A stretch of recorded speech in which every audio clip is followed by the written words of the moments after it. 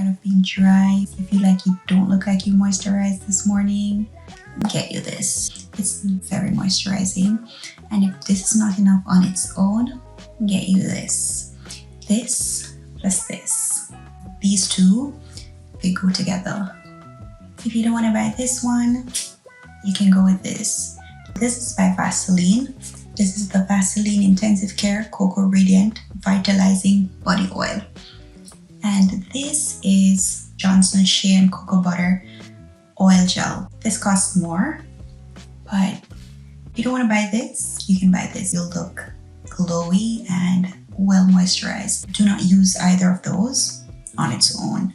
Pair it with a moisturizer first. So you can either add this to your body, then you top it off with one of those, or you put it in your hand, add the oil and rub it together. You're gonna look really, really moisturized and it will last. The trick though is to not put too much of the oil. Put more of the cream and less oil. The oil is just to help it like spread and give you that extra like glow. I'll link all of them down below if you're interested. And if you like the nails, press-ons, I'll have that down below as well.